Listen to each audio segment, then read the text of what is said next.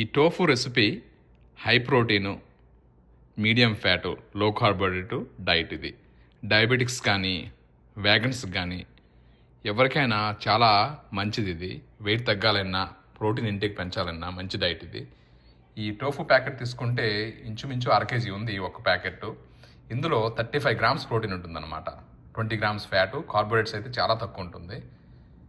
ఇది లెట్యూస్.